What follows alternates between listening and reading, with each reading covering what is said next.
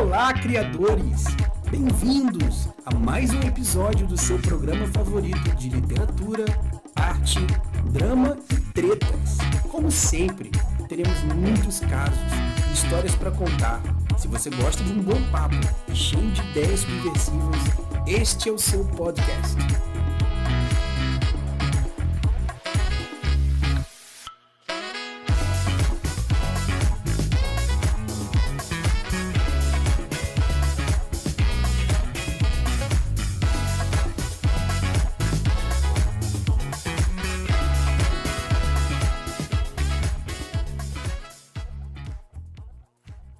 Minutos, 9 horas e 55 minutos. Muitíssimo boa noite para você que nos acompanha em zeno.fm/Rádio Drible ou por imagens em youtube.com/Trampo Canal. Sim, estamos no ar de novo. Eu, Cristina Teixeira e dois convidados. Bom, primeiro é um prazer inenarrável estar começando mais este Criadores de Casos. No caso, o quarto episódio desta temporada, deste novo momento, né, Cris? Sim. Em que estamos agora.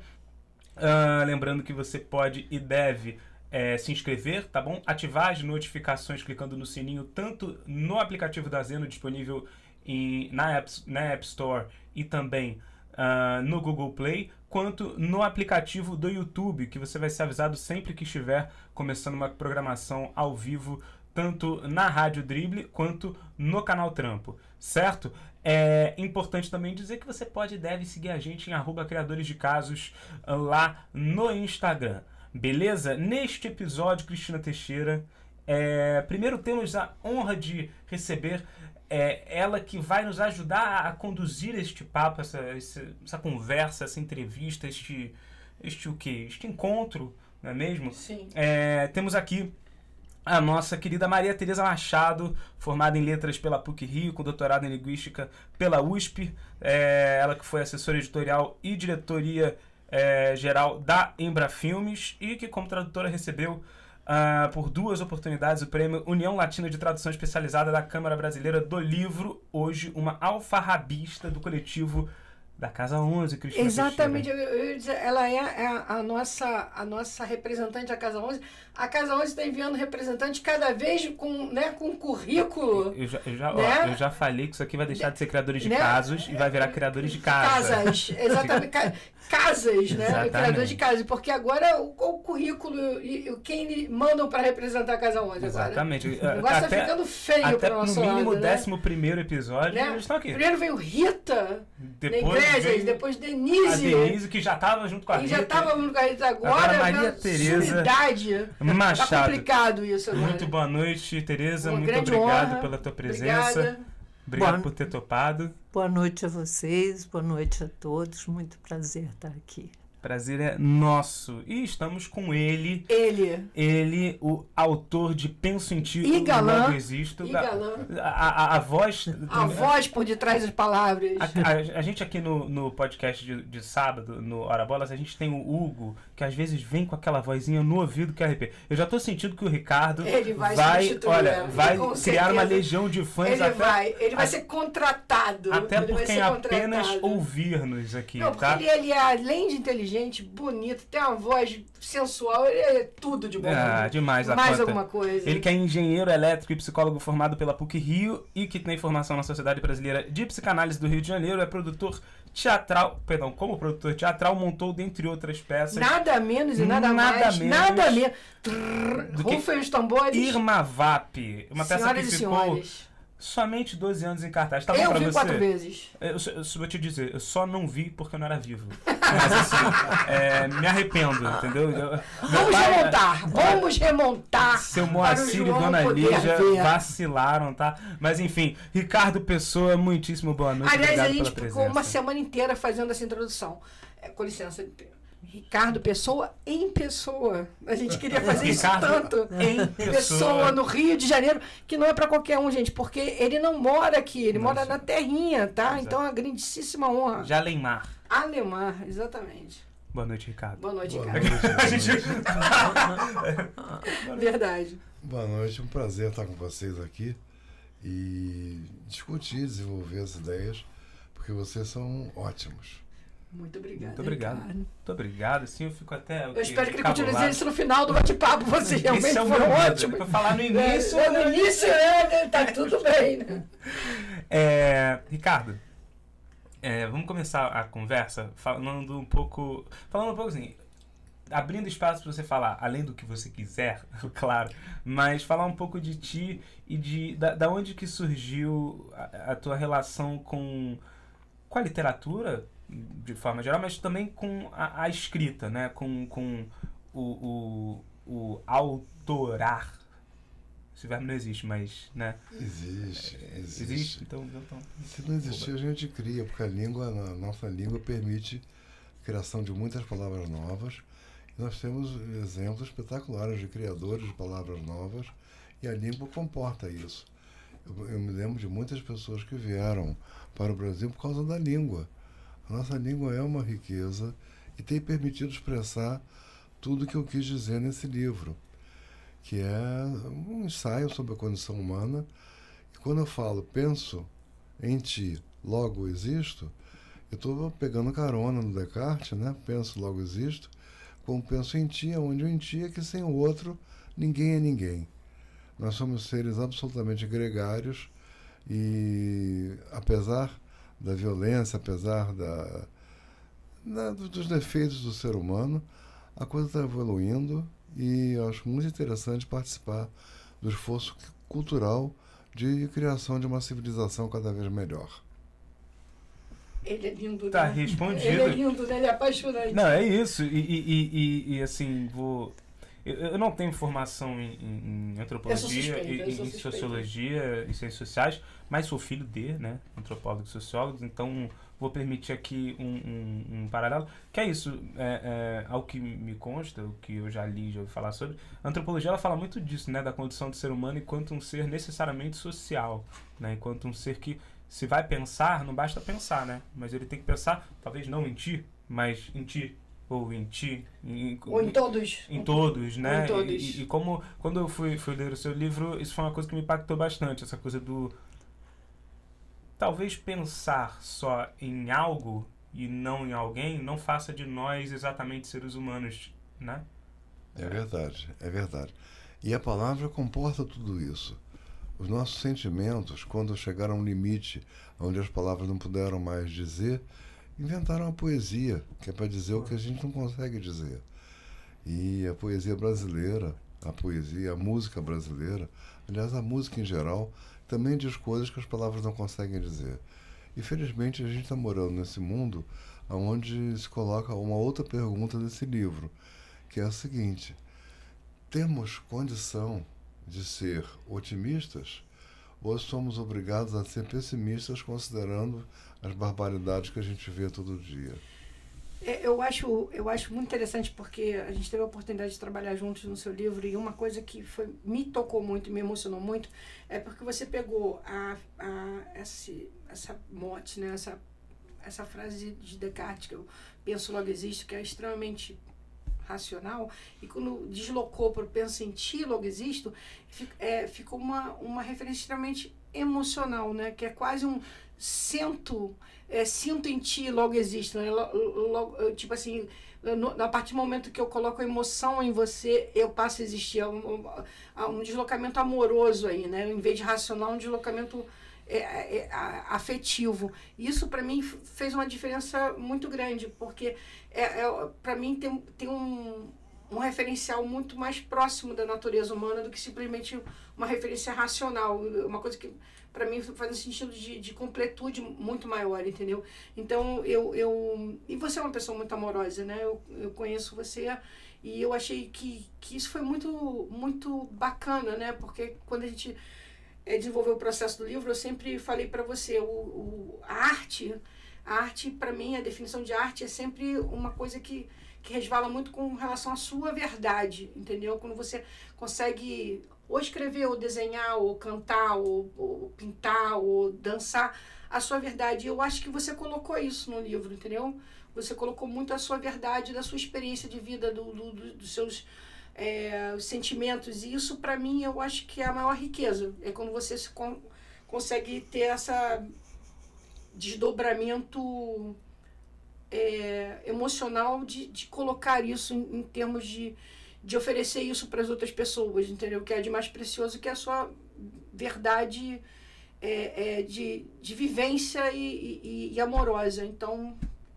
É um livro muito autêntico, né? É muito autêntico, exatamente. E pegando um gancho nisso que a Cris diz, como esse em ti faz com que a frase penso logo existo, esse penso em ti, a torne tão mais ativa, né? Porque penso logo existo pode ser um pouco passivo, né? Penso. Eu penso, tá, então eu penso. Penso o quê? Eu penso. Agora, se eu penso em ti, eu necessariamente já tenho algo que está me movendo, que está me borbulhando. Seja algo positivo, algo negativo, mas é direcionado, no mínimo, a alguém ou alguém, né? Pegando carona nisso que você falou, claro. Eu fico muito feliz de vocês darem ênfase a esse aspecto do afeto, porque é a palavra-chave da existência. A existência sem afeto não é nada. E a existência com afeto pode ser completa ou seguir um caminho de ir se completando. Eu acho que o caminho da civilização tem sido esse, a gente tem enriquecido muito a nossa experiência de vida e as artes estão aí para completar o que a gente não consegue dizer. Então que venham as palavras, que venham os amores, que venham os afetos para construirmos um mundo melhor. Tereza, o que você achou da análise que você fez do livro? Pensando, juntando a Casa 11 com o livro, eu li esse livro do Ricardo e quando a gente começou a conversar sobre a Casa 11, obviamente temos uma liderança muito forte da Ana Malé, que já teve uma experiência pregressa com outra livraria em Santa Teresa, mas quando a gente começou a montar o projeto, o importante era o coletivo. Então, eu achei que o livro do Ricardo tinha muito, muito a ver com o projeto da Casa 11, de ser a força da Casa 11 é o afeto. É o afeto entre os associados, as pessoas que efetivamente estão envolvidas, mas também o afeto em relação ao outro em geral. A gente tem vivido uma sociedade muito desgastante, de violência, de desconfiança, de falta de credibilidade. E uma coisa que a gente gostaria de trazer, obviamente, é uma sementinha, uma areiazinha, é menos que uma areiazinha nessa enorme praia, né, que está muito devastada, mas de abrir, de recuperar a credibilidade, a confiança entre as pessoas, a alegria de viver. Então, tudo isso é o que move a Casa 11 e os associados que funcionam efetivamente, os colaboradores que funcionam efetivamente na Casa 11. E eu achei que isso tinha tudo a ver com o livro do Ricardo, tanto que eu conversei com o Ricardo e disse, você tem que ir lá se apresentar e apresentar o seu livro. Então, acho que que é novamente movido pelas estrelas, né? Porque, olha só, da mesma forma, quem está acompanhando o nosso podcast, os fãs dos criadores de casas, que já sabem que o podcast tem uma ligação com a Casa 11 quase que cósmica, né? Cósmica. Porque, ao mesmo tempo que a Casa 11 surgiu, o podcast também surgia. Eles são praticamente um em frente ao outro. A Casa 11 tem algumas pessoas que eu conheço há mais de 50 anos na Casa 11. E de uma amizade muito grande. E também de uma devoção muito grande à literatura, também com os mesmos princípios de afeto e comunidade, etc, etc. Eis que, de repente, eu falando com o Ricardo falou assim, eu vou me apresentar, eu vou para o Rio de Janeiro e eu vou estar na Casa 11. Eu falei, onde? Na casa Isso 11. assim, a gente já tinha feito, ou se a gente não tinha feito, Eu já já tinha com tinha certeza feito. marcado Não, a gente tinha feito. o primeiro papo com a casa Rita 11. e com a Denise. Aí eu falei assim, mas a casa 11 da onde? Porque ele estava em Portugal. Aí ele falou, não, na casa 11 do Rio. Eu falei, gente, não é possível isso. Aí quando eu falei com a Rita da casa 11, a gente conferiu, não, realmente, o Ricardo de Portugal, que trabalha comigo, que é meu autor querido e tal, não sei. E realmente é uma coisa impressionante. Vocês não conseguem escapar aqui dos criadores. Quando vocês pensam que vão escapar, vocês estão aqui com a gente. É incrível isso, é cósmico. Eu acho bem interessante essa ideia das constelações, né, de forças maiores agindo, porque realmente o que nos move são forças maiores. Por exemplo, quando nós falamos há pouco da condição humana, dos afetos e o que nos enriquece, nós não falamos muito do coletivo, embora estivesse subjacente a tudo que a gente pensa. Mas a coisa do coletivo é um dos elementos que pode nos salvar, que pode tornar a espécie humana uma coisa melhor. Porque a gente está evoluindo, mas evolução não quer dizer progresso. A evolução pode evoluir para uma guerra, pode evoluir para milhares de barbaridades que a gente tem visto por aí. Mas, ao mesmo tempo, você percebe, especialmente na juventude que está chegando por aí, com essas músicas mais críticas, com o hip hop, etc., o rap está trazendo um pensamento para essa juventude muito interessante. Então, eu acho que a gente está vivendo a aurora de um novo patamar civilizacional. E o que a gente puder agir para ajudar isso a acontecer, eu fico muito feliz. Assim, com os livros, com experiências como a Casa 11, que criam espaços de propagação, de repercussão, e vão ajudar a criar esse ambiente cultural que a gente precisa. Sim, exatamente É isso. Não, eu ia perguntar pro Ricardo sobre o processo. A Cris já soprou que enfim, contribuiu, né, que esteve nesse processo envolvida, né, e eu queria saber dos dois, na verdade, né, como que foi esse processo que começou há alguns anos, né, e que culminou no final nesse livro. Não, na verdade não foi nem alguns anos. O Ricardo, ele é muito, muito bom em escrever de uma forma... Eu não sei se é... Porque o Ricardo é psicanalista, né? Então ele tá pro lado de lá, né? Os doutores, né? Ele tá pro lado de lá, né? Inclusive... O pessoal da Casa 11, né? Ele é daquele time lá de doutores da Casa 11. Então ele escreve, ele é muito prático, cara. É impressionante. Ele não é que nem nós... espalhado, entendeu? A gente espalhada pelo all over the place. Não, ele é extremamente organizado. Foi um trabalho extremamente organizado e rápido. Não foi... É que nem eu e você não, João. Não entendeu? entendo. Eu sou muito prolixo. A gente tem que se chicotear para o trabalho andar. Mas eu achei muito boa a pergunta, porque me permite explicar da onde nasceu esse livro. Porque esse livro nasceu de um artigo que no livro virou o capítulo 7, virou um artigo chamado Ódio e Pichação. Porque eu ficava muito impressionado de chegar no Rio de Janeiro e ver a cidade inteira pichada. Eu olhava para aquilo e disse, gente, isso é um vandalismo, é uma forma de expressão, é um protesto, o que é isso?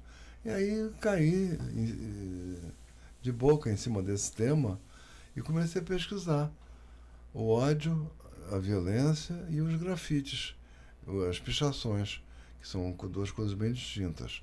A pichação raivosa, a pichação que conclamava a destruição, sempre foi muito forte no Rio. O Rio sempre foi uma cidade muito violenta, não é recente. Tem piorado bastante, mas sempre foi uma cidade muito violenta, desde que nasceu a cidade, com a invasão dos franceses, né? Realmente o Rio sempre foi barbarizado e pirateado. E as pessoas moram no Rio, adoram o Rio de Janeiro, porque o Rio é lindo. O Rio tem uma coisa dos cariocas, um jeito de ser mais acolhedor. E, ao mesmo tempo, tem esse lado da violência extrema de quem está sendo excluído do processo social. Então, as pichações dizem isso e eu resolvi ler as pichações, entender as pichações. E aí saiu esse primeiro artigo, né, do ódio e pichação. Depois foi se desenvolvendo até que eu conheci essa ideia de ampliar o Descartes, de um psicanalista português brilhante, e aprendi muita coisa lá. Realmente a gente tem muita coisa a aprender com a Europa, especialmente no sentido da coletividade. O coletivo lá é uma coisa séria. Tomara que chegue às nossas praias. Ricardo, é engraçado quando você estava falando que o Rio sempre foi violento com os franceses, e eu pensei na vinda da corte portuguesa e do rei de Portugal para cá, que foi uma violência. Eles invadiram o Rio de Janeiro, eles desalojaram as pessoas das suas casas para os nobres ocuparem as casas. Então, a chegada dos portugueses ao Rio de Janeiro, da corte portuguesa, foi de uma violência. A civilização foi uma violência enorme. Eu acho que a vinda da corte fez muito bem ao Brasil, mas eu acho que fez, talvez não tão bem, ao Rio de Janeiro. Claro que o Rio de Janeiro passou de uma cidade qualquer, que provavelmente era meio mambembe, para a sede da corte, né? Para a sede do reino. Mas a população, assim como nós expulsamos os pobres para os morros e para a periferia, os portugueses, quando vieram, expulsaram as pessoas das suas próprias casas e ocuparam aquelas casas. Tem essa coisa da pichação e traçando paralelo com tudo isso que está sendo dito, assim, eu trabalhei em CAPS, né, os centros de atenção psicossociais, né, e vou voltar a trabalhar em um agora, e não sou psicólogo, né, trabalhei como oficineiro, e algo que me chamou muita atenção e que tem sido parte da minha formação nessa pesquisa de saúde mental é como as pessoas que são submetidas à violência desde que nasceram e a formação delas é toda em cima da violência, como é natural que elas vão reagir de forma violenta. E também que a violência, o que é violento para um não é violento para outro. Então, assim, é claro que é muito impactante, né? Assim, por exemplo, esse lance da pichação. E eu acho que talvez mais impactante do que a própria pichação é o fato de que quem nasce no Rio não nota a pichação. Porque quem nasce no Rio tem aquilo como base. Então eu não vou... sabe essa coisa de... Para você nascer no Rio e notar pichação, você tem que ser um carioca extremamente observador. Se você for um carioca mediano, é que nem uma parede branca. Naturalizado. Gente. Completamente. É naturalizado. Não? Completamente. Assim como, pro carioca, é completamente naturalizado você sair de casa ligado. Essa na coisa... bolsa. do tipo, o carioca, ele não anda na rua assim. Ele anda na rua... Com um periscópio, olhando, né? Mas isso, a gente não se estressa com isso.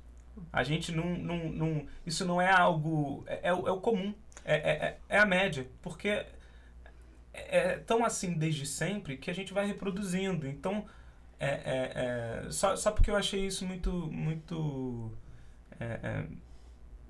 eu achei muito interessante esse debate, assim, porque tem um acontecimento que virou um artigo e está publicado na internet, que é a partir de uma pichação Red. Não sei se vocês já viram sobre isso. No final se tornou uma grande obra de arte, que era um muro que tinha um monte de pichação. O camarada foi lá e tacou uma tinta branca. Só que assim, ele pintou de branco. Na madrugada em que ele pintou de branco, alguém foi lá e escreveu assim, vermelho. Aí ele apagou. Aí ele apagou. Aqui, escreveram na madrugada seguinte vermelho em cima. Ele foi apagando, foram escrevendo. Só que isso se desenvolveu por um diálogo. Eu recomendo todo mundo que pesquise. Se você botar Red Graffiti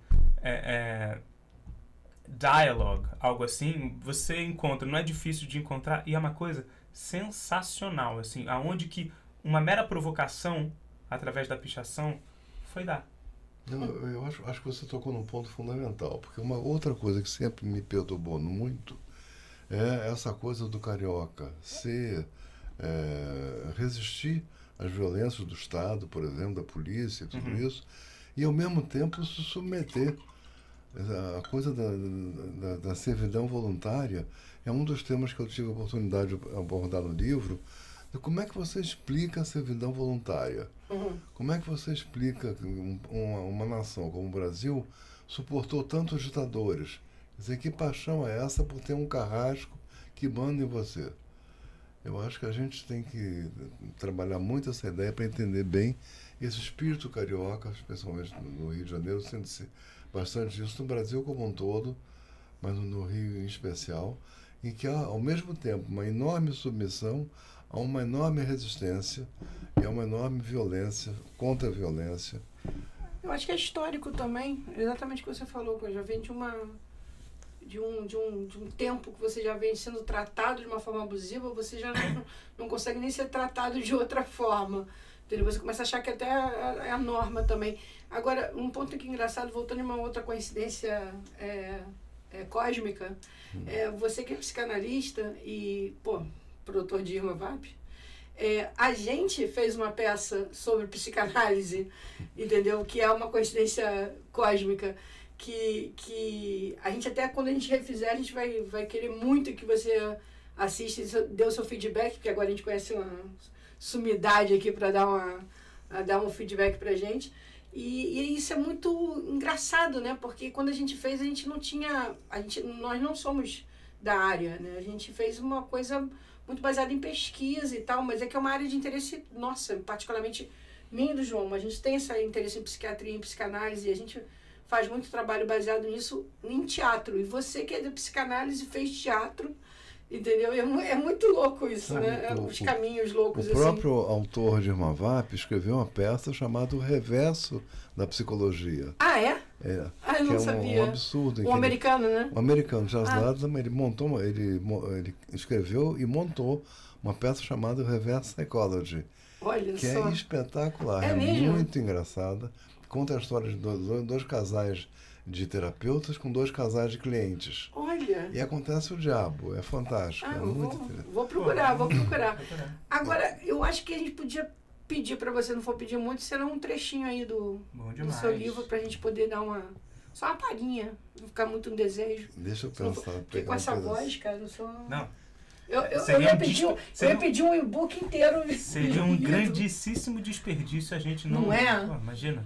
Aí eu vou gravar um e-book com a voz dele, né? Do livro dele. Não, né? isso ainda está nos planos. Aguardem-nos. Eu acho que eu vou pegar. Se tiver um trechinho aí que você puder selecionar pra gente. Vou falar um trechinho sobre esse capítulo 7. Tá ótimo. Que é o ódio e pichação, e depois eu passo para um outro que é mais expressivo. Ok. Começa assim: fascista, machista, comunista, reacionário, rentista, passaram de traços identitários a xingamentos excludentes e agressivos, desejos de pichação eterna, um banimento da dignidade. Intenção semelhante tem um picho, tacar spray irremovível no outro, no estranho a tribo ou subtribo a que pertence o pichador. Só que chamar essas pessoas de tribo é injusto. São muito mais do que isso. Não são mais o clã primitivo. São a tribo da era tecnológica. Armado de spray e internet, são uma potência quando se organizam para distorcer e transformar a realidade em peças de propaganda e manipulação. São tribos que não trabalham pela sua evolução no sentido de aprimoramento do seu grupo, mas para impor suas ideias, preconceitos, convicções ou interesse. Essa é cada vez mais a cultura urbana dos tempos atuais. Radicais ressentidos precisam da briga para executar a vingança. Um agravante surpreende. Não só os desfavorecidos odeiam, Os privilegiados também odeiam aqueles que ousam subir um pouco e desfrutar dos luxos, antes exclusivos, como o pobre andar de avião, por exemplo. Aí, além de odiados, são também desprezados pelos senhores que explicitam a prática do racismo. É isso. Muito bom. É isso. Aqui, ó. Essa coisa quando você fala aqui das tribos, me lembra um pouco a questão da pós-verdade, né? Essa coisa que, na verdade, na medida em que os conceitos e as opiniões valem tanto ou mais do que os fatos, criam-se tribos ou até núcleos, né, que guerreiam entre si, né? Então, é interessante essa tua colocação aqui. E me lembra também a questão dos torcedores, das torcidas organizadas, Sim. né? Que guerreiam em praça pública, né? Com mortes e coisas horrorosas. Eu discordo um pouco do João quando ele diz que o carioca não se estressa. O carioca acha que não se estressa, mas o carioca é muito estressado. Acho que é uma cidade muito estressada. Basta ver o trânsito. Eu concordo. Você tem razão. Ninguém obedece uma única lei de trânsito. Os ciclistas Sofrem. vêm pela contramão, na diagonal. Sofrem e reagem, né? Avança o sinal. Sabe, avançam o sinal colocando a própria vida em risco, Né? sabe? Então é uma violência até auto-infligida, Interessante. né? Total. E é curioso como isso... Carona, deixa eu pegar uma Por carona favor. que você disse. Tem um parágrafo que fala Ah, sim, exatamente lê. sobre isso. Pertencer a um grupo é parte das necessidades essenciais e primordiais do humano. Felizmente, as artes exploram e dão voz à angústia e aos oceânicos sentimentos de solidão típicos dos ensaios de individuação que constituem o nosso ser na cultura. Neste momento da cultura em que predominam filhos únicos, o sentimento de solidão é mais agudo e reforça a vocação natural dos jovens para a interação com seus semelhantes. Houve uma revalorização das amizades.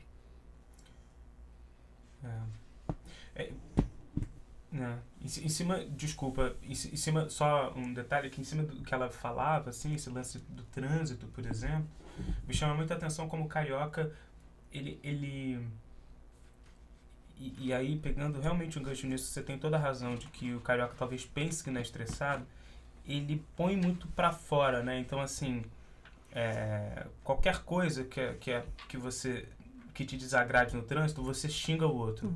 E isso é uma coisa muito carioca. E buzina. Talvez Buzina violentamente. Sim, talvez muito sudestina. Não só carioca, mas o carioca inclusive, e talvez até mais do que o resto do Sudeste, mas uma coisa muito de você... O outro tá fazendo cagada, então eu vou punir buzinando para atingi-lo. E como que esse lance da buzina e do xingamento, por exemplo, em determinados estados do Nordeste, como em Alagoas, é inaceitável. Então, o carioca, e fica aí até uma dica, utilidade pública, tá? Para os cariocas. Cariocas, quando forem dirigir em Alagoas, tomem muito cuidado.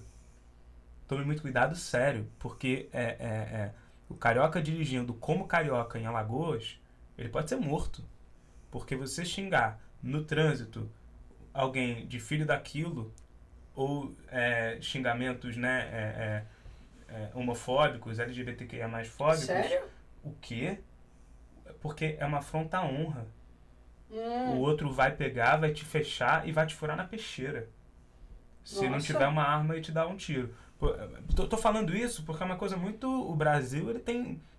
Ele não é uma cultura só, é um país de dimensões continentais. Então, essa coisa do carioca, você anda em Alagoas, por exemplo, no trânsito, e aí, assim, é a minha experiência, tá? Isso não é nenhuma verdade absoluta, por óbvio, né? Mas só para ressaltar. Você anda em Alagoas, as pessoas têm um modo de dirigir diferente do carioca. O carioca vai estranhar e vai ficar incomodado. Não porque é melhor, porque é pior, mas porque é diferente. Se ele reagir como carioca, ele está se colocando em seríssimo risco, porque aqui a gente aceita muito desaforo gratuito, muito. Falar em não é no Brasil todo. costumes diferentes, Ricardo, como é que é viver em Portugal? Muito diferente? Opa. Muito diferente. Tem um comentário aqui no final. Por exemplo, o parlamento português está discutindo há mais de um ano uma legislação contra o ódio. Ou seja, o parlamento está discutindo isso. E é interessante, olha só. Há outras barreiras que a civilização desenvolveu, como enquadrar juridicamente o ódio e punir seus excessos por meio de uma legislação. Em Portugal está havendo uma mobilização institucional em que o parlamento debate o estabelecimento de uma barreira de contenção da fúria. O governo quer que quem exerça cargos e funções públicas, quer seja docente ou jornalista, possa vir a ser impedido de exercer sua profissão se for condenado pelo crime de ódio.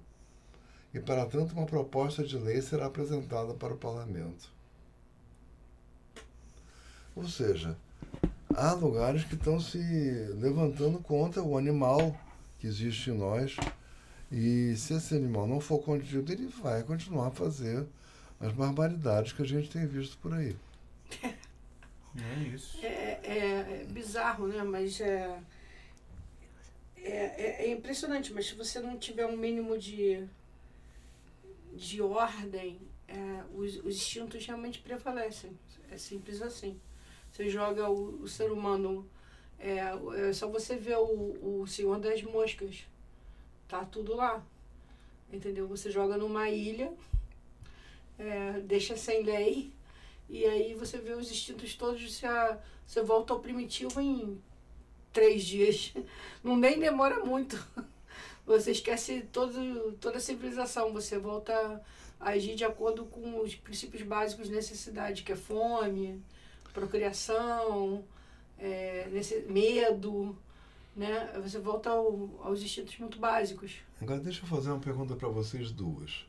Eu, quando comecei a discutir essa coisa da violência, pensar sobre isso, pensei assim, quem sabe o ideal não seria ter um mundo mais feminino, no sentido assim, ter valores mais femininos. E aí eu queria perguntar para vocês, o que vocês acham disso? Seria melhor um mundo mais feminino? Seria impossível, né? Porque não deixam. Posso fazer uma pergunta em cima disso? O que seria um mundo mais feminino? E aí, junto com a pergunta dele. Eu acho que as mulheres ascenderem à posição de poder, né? Que a gente está vendo que os países, hoje em dia, que são a Nova Zelândia, que é governado por uma mulher, vai muito bem, né? Sim. Então, eu acho que as governantes mulheres estão se revelando, mas é como você está dizendo, a força da tradição, da cultura, do mundo machista, a gente vê as nossas ministras aqui.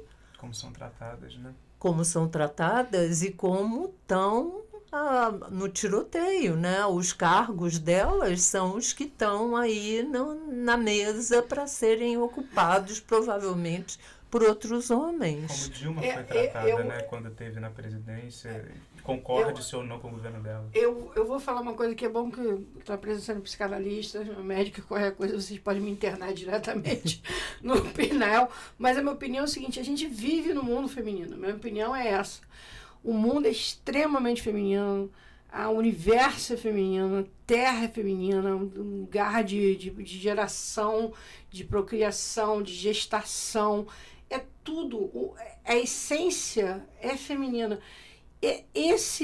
Justamente esse o grande problema, porque o mundo tem esse teor prominente feminino de criar e gerar e prover, que eu acho que deixa o homem tão inseguro. Porque o homem, na verdade, ele precisa essencialmente da mulher para existir, entendeu? Para prover, para poder existir. E isso acho que canaliza acho que desperta uma coisa muito de competição. E aí, obviamente, o homem, nesse sentido, o homem é fisicamente mais forte e entra nessa disputa louca. Mas eu acho que essencialmente, se você olhar a natureza em si, a terra é feminina. A essência da vida, eu acho que eu sinto como uma coisa muito feminina. Eu não acho uma coisa masculina at all. Eu não vou te Mas internar, não. Eu vou me internar, porque eu buguei. Porque assim, você tava falando, você tava no meio do raciocínio, eu tava assim, eu vou comentar que, bom, você que tá dizendo, eu não sei se eu concordo com você. Só que no meio você virou uma chave. Fez todo sentido, mas sabe quando você tá na expectativa de que o discurso vai dar num lugar e aí ele dá em outro completamente. Você fez o que o jovem chama do Ronaldinho Gaúcho. Você olha para um lado e toca pro outro. Sabe? Tudo bem, cara. Não. Tamo junto aí, cara. Eu só não tenho opinião, porque para mim eu não esperava que fosse dar aonde deu o final do raciocínio. Faz parte do mundo feminino. Agora, também eu acho que tem que conceituar bem o que é um mundo feminino, né? Porque eu acho que existe um mundo feminino, mas muito subjugado, muito servil. A mulher, ela tem inclusive, muitas vezes, para ela ocupar um espaço de poder, ela adquire muito as características masculinas que são tóxicas. Não, mas é que tá. As pessoas falam assim, me dá qualidades femininas. Normalmente as pessoas não falam assim, coragem. Coragem não é masculino, coragem é feminino também. Entendeu? Isso não é uma coisa inerentemente masculina. Coragem, destreza, força. É porque os eu não consigo ver uma mulher que não seja forte, entendeu? Então, são coisas assim que são estereotipadas como masculina, mas não são, entendeu? Mas nesse sentido especificamente da coragem, eu acho que talvez seja pelo estereótipo da coragem estar ligada a uma coragem de violência. Exato, mas é que eu tô falando. Que não é a função do termo. Exatamente. Eu concordo com você. As coisas têm que ser reavaliadas e reanalisadas, porque a mulher teve que se colocar num lugar num lugar machista para poder ser vista como ocupar os lugares. Isso é que é muito ruim, entendeu? Um lugar, às vezes, até intransigente que não é um lugar ok, né? De você se colocar para poder ser valorizada, né? Tipo, não vou abrir mão, porque se eu abrir mão eu vou perder o lugar que eu tô, né? Eu vou ser intolerante porque me custou muito chegar até aqui, então eu não vou abrir mão nem para outras mulheres. Nem para outras mulheres eu vou abrir mão, porque senão, cara, me custou tanto. Eu me lembro que eu tive uma discussão com meu pai uma vez e aí eu falei para ele assim, cara, meu pai falou assim, não, mas olha onde vocês chegaram. Eu falei assim, graças a nós mesmas, né? Porque já viu algum homem dar alguma coisa pra mulher de mão beijada, tipo assim, querida, aqui tá o seu voto. Eu tô dando pra vocês, mulheres, porque vocês merecem. Não. Mulher teve que espernear, ir pra rua, fazer protesto, não sei o que, pra ter o voto. Depois, pra mulher ganhar mais não sei o que, a mulher teve que espernear também, queimar sutiã, não sei o que, pra ter direito a não sei o que. Mulher sempre teve que espernear, não sei o que, pra ganhar qualquer coisa. O homem nunca chegou e falou assim, adivinha o que eu vou te dar hoje, mulher? Direito ao aborto. Não tem. Mulher, para conquistar qualquer coisa, ela tem que espernear, gritar, tacar fogo, enfim, uma série de coisas. Realmente é inegável que vamos chamar de guerra dos sexos, porque a gente está falando de homem e mulher nas suas metáforas. Não é o ser masculino nem o ser feminino necessariamente. Aí eu queria lembrar, se vocês me permitem, puxar uma coisa religiosa. Eu não sou religioso, mas me ocorreu uma coisa bem interessante. A Bíblia é muito machista. A Bíblia foi escrita por homens e é obviamente machista. Mas tem uma coisa perturbadora, que a presença de Deus, chamada na Bíblia de Shekhinah, a presença de Deus é uma coisa feminina. Então. É surpreendente isso, que aquele mundo tão machista tivesse produzido como um valor supremo, que é a presença de Deus, como sendo uma entidade feminina. Eu acho isso muito interessante. Eu tenho uma recomendação. Diga. Um quadrinho chamado Deus, Essa Gostosa. Que coloca Deus como uma mulher preta. E eu recomendo. Acho que é de alguma forma uma releitura. vou falar quem é autor, é Rafael Campos Rocha. Uhum. Então, recomendo o que eu já li desse quadrinho, fiquei bastante impactado. Eu vou concluir uma coisa aqui rápida com relação à religião, que eu achei que você falou, foi muito legal. Quando eu estava na Inglaterra, eu fui numa igreja protestante, que era a igreja que tinha do lado da minha casa. E, óbvio, eu não conseguia achar a igreja católica com facilidade. Eu falei, eu vou na protestante mesmo, que é a High Church. E o padre era um cara... Padre não, pastor. Era um cara maneiro, que era meu amigo e tal. Eu falava, vai lá na igreja. Eu fui. Ele era todo tatuado. Aí eu falei, eu nunca vi um pastor tatuado, mas tudo bem, cara. Eu sou uma pessoa liberal. Então, beleza. E ele tinha me chamado pra uma festa na casa dele. Eu falei, já tinha bebido todas com o padre. Eu falei, vou na missa, né? Vou na missa. Só que o dia que eu fui na missa, ele não celebrou. Quem celebrou, na verdade, foi uma pastora, tá ligado? Cara, eu nunca chorei tanto. Juro por Deus, Ricardo, eu nunca chorei tanto em toda minha vida. Eu nunca chorei tanto dentro da minha igreja. Porque a High Church é uma... Sabe que o protestante tem várias linhas, né? A High Church ela é uma linha muito próxima do catolicismo, entendeu? Pra você ter uma ideia, eles tinham até a imagem de Virgem Maria lá. Pra você ter uma ideia, você sabe que eles não costumam ter. Claro. Tinha Virgem Maria lá dentro. Eles faziam homilia lá dentro, sabe? Tudo.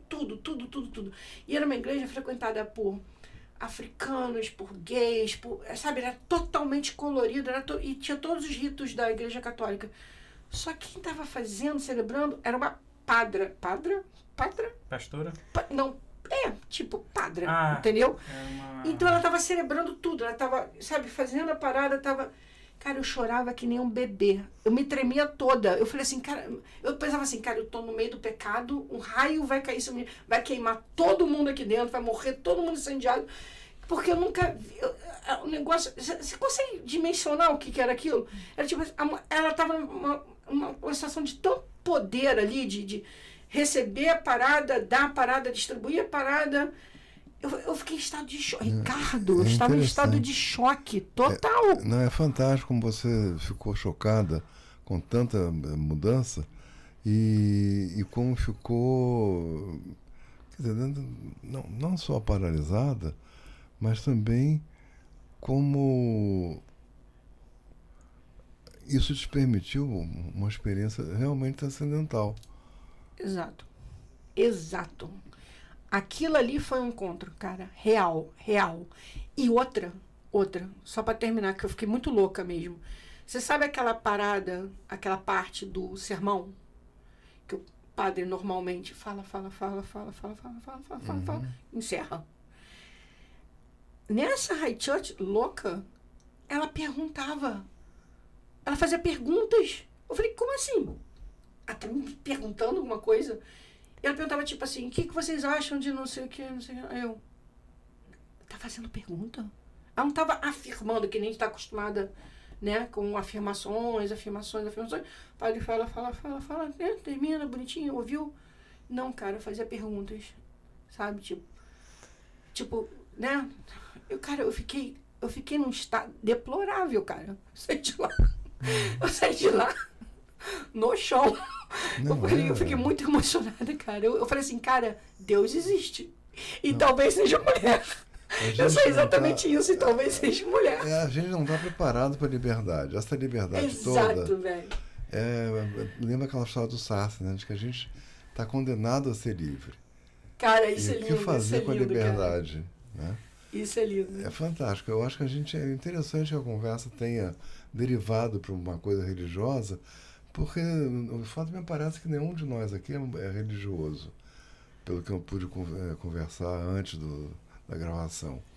Mas o que eu estou vendo é que a gente está buscando uma forma de compreender esse fenômeno que é tão complexo, na verdade hipercomplexo, para a gente conseguir construir esse mundo melhor.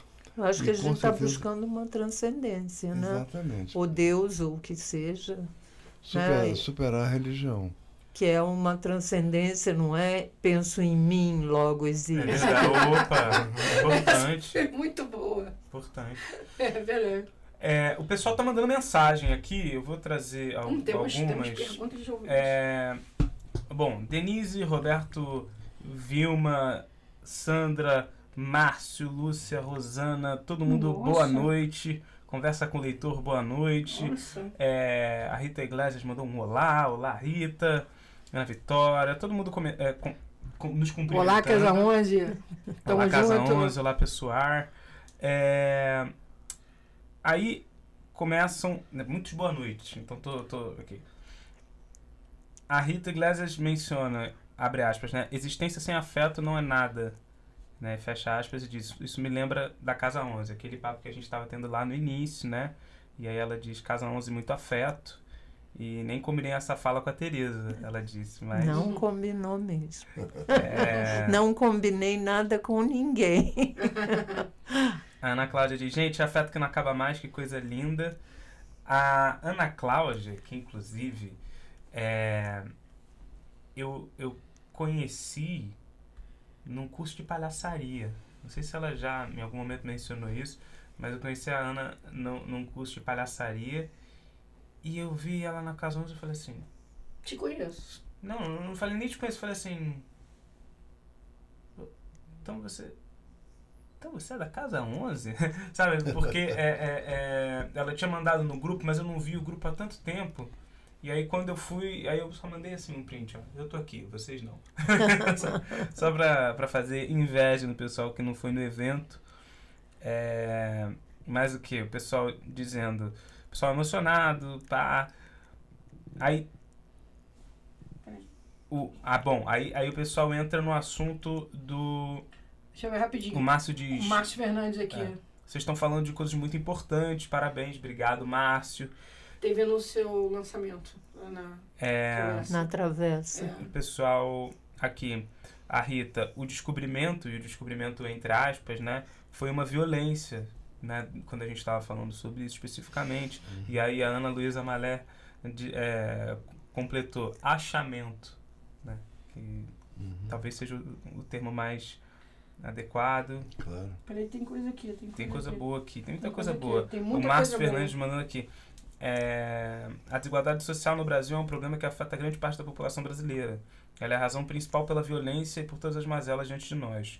Não acho que a escolha do gênero de quem nos governa é que vai resolver nossos problemas de violência. E aí diz, li o livro do Ricardo, identifiquei uma coragem em mostrar que devemos abraçar as diferenças e os diferentes, em favor de uma união não disfarçada, em favor da criação de um mundo bem melhor. Adorei, disse o Márcio. E a Ana Cláudia tinha dito antes, né? Mas o arranjo é fálico e é esse arranjo que está falido.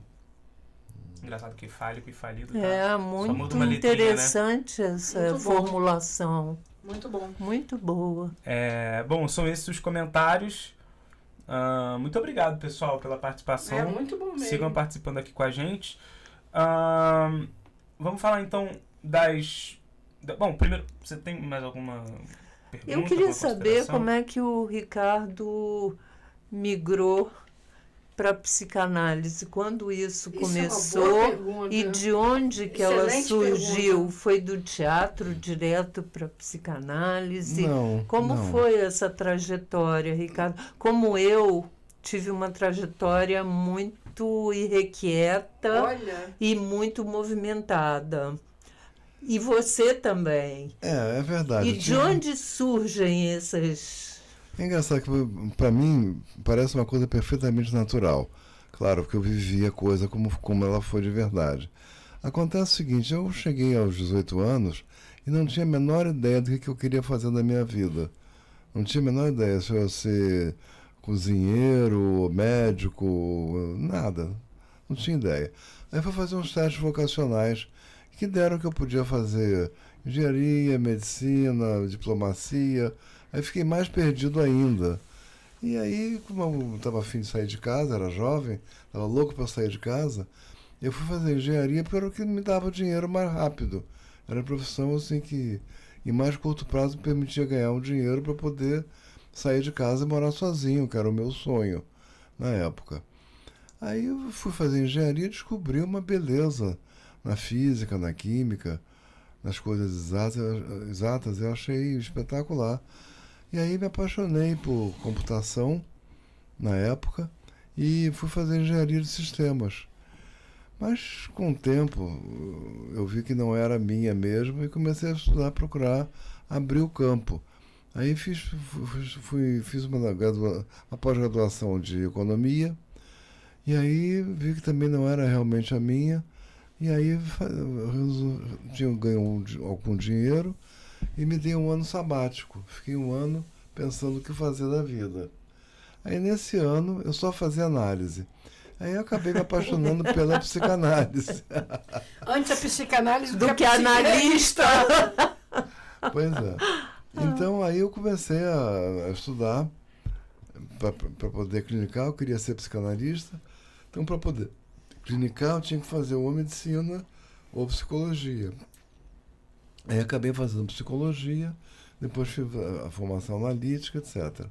Mas teve muitos detalhes que eu vos poupo, mas foi basicamente esse o percurso. Interessante. E onde entrou o teatro nisso tudo?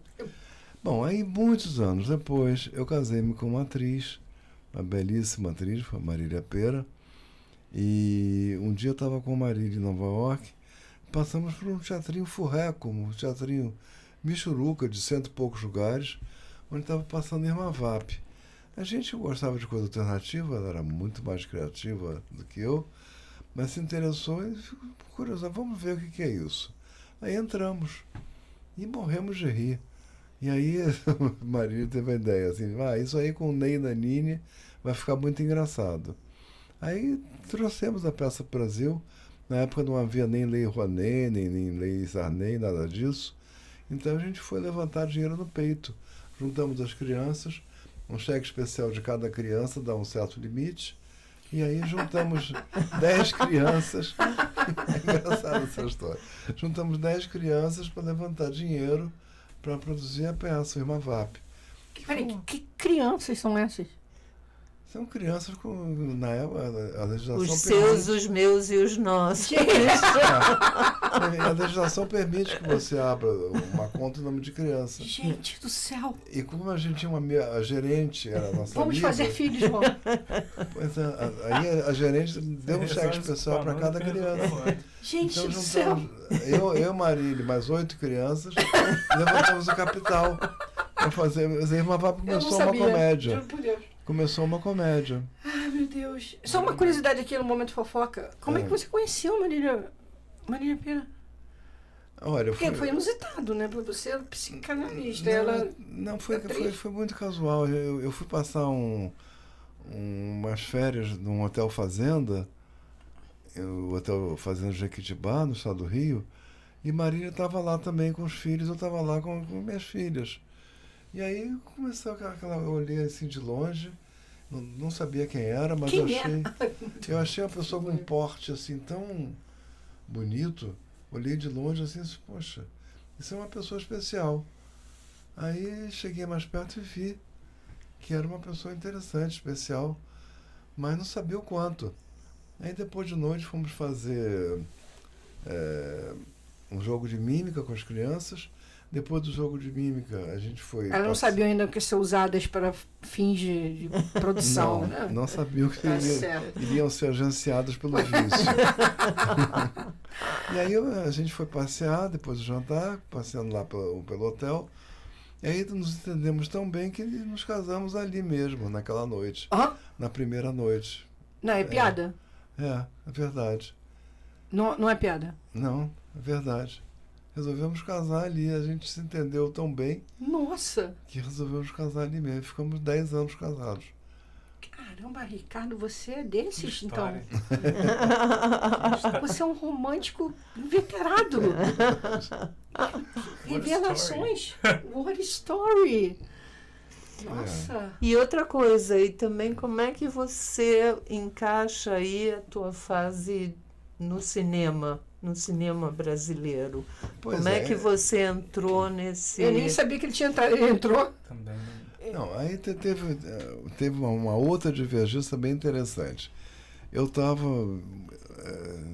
durante esse casamento com Marília, eu acabei produzindo algumas peças de teatro. E show business é uma coisa fascinante quando dá certo. É muito dinheiro, gente. Dá até vontade de contar um Quando número. dá certo, né? Porque Quando dá errado. certo. No nosso caso lá deu muito certo e a gente ganhou muito dinheiro. E eu tomei gosto pela coisa. Depois produzi mais uma peça, depois mais outra, depois traduzi essa que eu falei há pouco tempo, Advanced Psychology. Eu traduzi para português, montamos com o Nanini também, de novo, foi muito engraçado, foi um sucesso.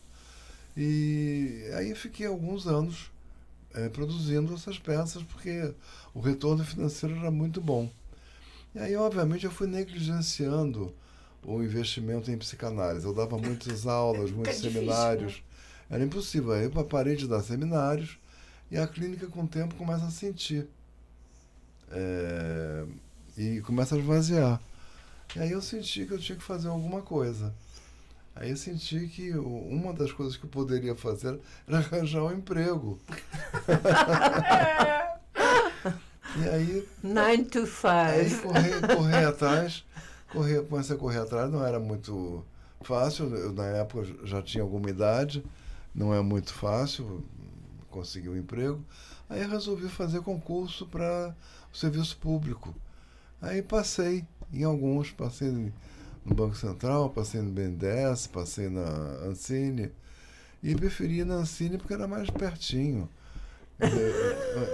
Eu passei no Inmetro, um órgão que eu gosto muito é o Inmetro, mas o Inmetro era em Caxias. Inmetro é bom. Mas Não, em longe, Xerém, não é? é em Xerém. Xerém. É um horror. Com o Longe Zeca da boca. Pagodinho. Não, a barra é pesada. Aí resolvi ficar na Ancine mesmo, aonde eu fiz uma carreira também, mas aí de funcionário público, né? Eu trabalhava à noite no consultório e durante o dia trabalhava no serviço público na Ancine, onde eu fiz um trabalho do qual me orgulho, um trabalho bacana. Ora, vejam só. Revelações. Num podcast. Pois é. Sinceramente. Eu que esperava que era apenas, né, coisas que eu já sabia, tô aqui eu chocada. Entendeu? Eu achando que já sabia de tudo ou quase E tudo. o que é esse trabalho no cinema que você acha que se orgulha? O que Eu vou explicar. dá para falar aqui a coisa rapidinho? A coisa acontecia em dois níveis. Primeiro, a nível do sistema mesmo, que eu tinha um conhecimento bom de computação, porque eu tinha estudado muito essa área. E aí, nessa área, eu pude fazer algumas coisas que necessitava de uma potência de máquina muito grande para poder processar o volume enorme de informações que vem junto com o cinema. Isso foi um aspecto. Um outro aspecto mais que me tocava mais era o aspecto ideológico, a importância cultural da gente ter um cinema brasileiro forte. Então isso eu fazia com muito prazer e não é que dava a minha vida, não era um sacrifício assim de vida ou morte, mas me empenhava muito em fazer as coisas com muita seriedade e tinha colegas também da maior seriedade, todos muito imbuídos, pelo menos alguns, muito imbuídos de um pensamento republicano, honrado, e tive a sorte de ali conhecer pessoas que são meus amigos até hoje e gente que eu admiro muito e que estão construindo esse projeto de um Brasil melhor. Muito bem, muito bem. Agora é a hora do jabá, hein? É hora sim do jabá. Bom, primeiro agradecer, mencionar aqui que a Ana Cláudia Calomei mandou mais mensagem, dizendo que de fato não é gênero, é a energia. Ambas masculinas e femininas são essenciais, só não pode pesar mais na balança uma do que a outra. Energia não tem a ver com gênero. E aí ela fala que a gente fez uma cena juntos. E aí eu acho muito, nesse curso, né, que a gente fez de palhaçaria, uma cena das baratas, enfim. Mas eu acho que algo que é muito curioso, ela está mandando mensagem logo hoje, que a gente está tratando dos temas que a gente está tratando, é que era um curso em que proliferava muito afeto, assim, o afeto era muito essencial naquele curso para a gente poder aprender o que estava para nos ser passados. E aí, finalizando aqui as mensagens, o Márcio ri de sensacional o lance das crianças. Vamos então falar do jabá, vamos falar aqui dos nossos apoiadores, porque esse projeto ele acontece graças, sim, claro, a um esforço muito grande meu e da Cristina, mas também graças a muita gente que apoia a gente. Uma delas está por detrás das câmeras hoje, que é o Iago Martins. Grande aqui Iago. do Nó na Madeira. Né? Hoje eu nem pedi para ele falar o chat da Rádio Drible, mas se quiser falar, abre.ai/Rádio Drible, o chat, né, Iago? Estamos na rádio. Isso aí, nossa voz na rádio. É isso, a Rádio Drible é a sua voz na internet. Isso, mas falei o contrário. Não, mas relaxa, porque é isso, o Iago ele vai aprendendo os bordões, vai aprendendo os endereços, às vezes ele passa aqui o chat pra gente. Então, se você quer gravar o seu material em áudio, seu EP, se você tem aí sonho de cantar, ou não um sonho, mas já concretizado seu projeto musical, O sonho quer apenas gravar, de conhecer o Iago. vem aqui pro Nó na Madeira Studio, principalmente se você quer gravar o seu podcast, que aqui tem o preço mais barato da região, atestado garantido. Verdade. Portanto, procure @Nó na Madeira Studio, Isso certo? Além disso, agradecer aqui hoje neste mate, representado aqui naquele mate, o apoio gastronômico da rotisseria sírio-libanesa, localizada no Largo do Machado, também conhecido a.k.a. Alimenta a nossa alma, nosso corpo. a.k.a. como árabe do Largo do Machado, enfim, Seu Arlindo. exatamente, rotisseria sírio-libanesa, certo? É isso aí. As esfirras, os Foi pra mim quibes também. Opa. e os mates Caramba. mais desejados de toda a Zona Sul Carioca. Agradecer também ao pessoal do canal da Trampo Filmes, que nos apoia dando suporte. E mais o que? E é isso, principalmente a Casa 11. Muito obrigado a todo o pessoal da Casa 11. Peraí, que a Casa 11 tem que anunciar o próximo evento. Tem que anunciar o próximo evento. Deixa a Dona Tereza anunciar o próximo evento. No próximo sábado. Fazendo aqui. Decide, foi eu ou você? Deixa a Dona Tereza falando. Eu não vou brigar com você. Não, estou Não, brigando dona com não, ela. doutora Tereza. Tô falando bem. com ela. Eu faltando com respeito aqui. Você jamais. Não, doutora. Doutora. Fica à vontade, Tereza. Eu tô até com o livro aqui já. No próximo sábado, vamos ter a tarde de autógrafos com o Ricardo, do livro dele, Penso em Ti, Logo Existo, um microensaio. Pensa em mim, liga pra mim. Não liga pra ele. Desculpa, eu não podia existir.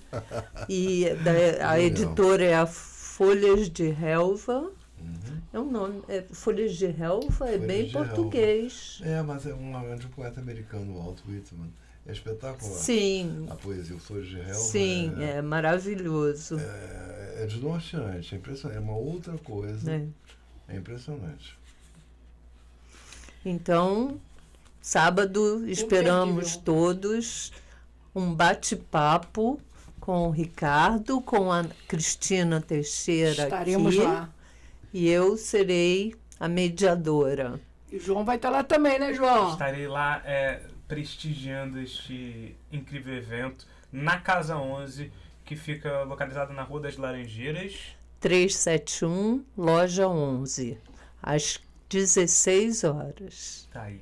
Agora, João, passa o contato de cabeça aí da geral, que é você que sabe. Tá? Então, o jabá também individual, no caso da Casa 11, hoje aqui representada brilhantemente pela Tereza. Muito obrigado, inclusive, pela sua presença, Tereza. Muito obrigada a vocês. Brilhantar com a sua presença. Olha, eu vou sair daqui com um ego que ninguém vai me aguentar. Eu avisei, eu falei que era. Eu te falei. Cachaça, esse podcast é uma cachaça.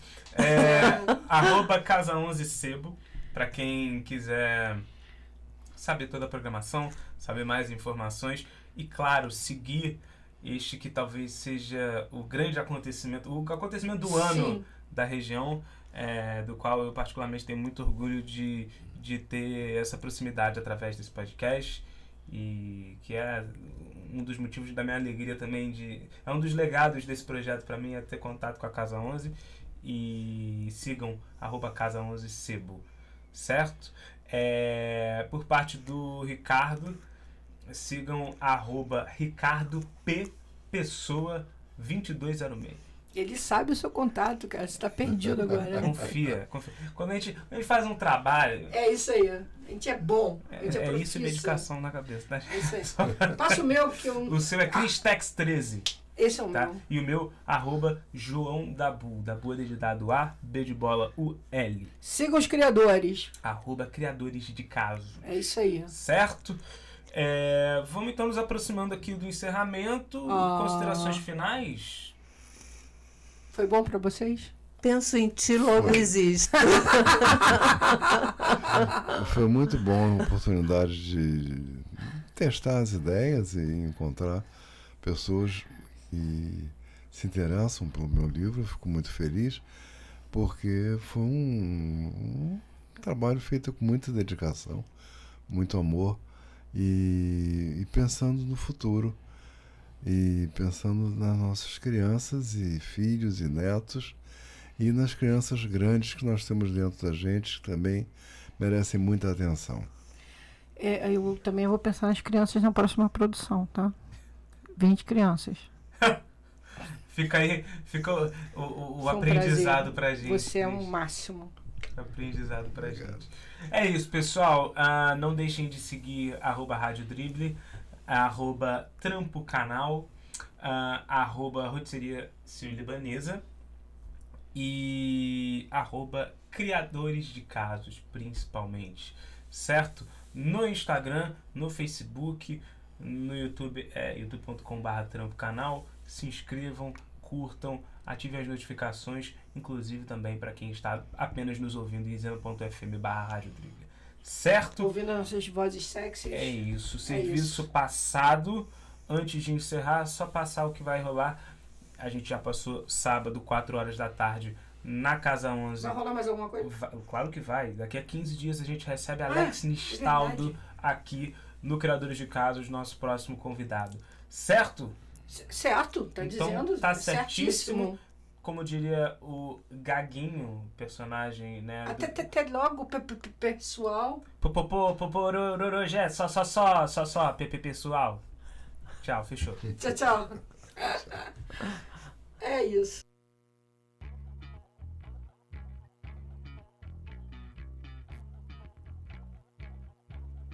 Valeu aí por ter assistido a mais um episódio do podcast dos Criadores de Casos. Agora, que tal você dar aquela forcinha, hein? Seguindo e curtindo a gente em nosso canal do Spotify. No YouTube você encontra a gente no canal Trampo, onde você pode assistir a este e os demais episódios em imagens, em youtube.com/trampocanal e em nosso Instagram, @Criadores de Casos. E aproveita e dá aquela moral também para a galera que faz esse podcast acontecer. Seguindo no Instagram a Cristina Teixeira, em @Cristex13, o João Dabu, em @JoãoDabu, e o Pedro Fontes, em @eu_Pedro Fontes. E até o nosso próximo episódio dos Criadores de Casos.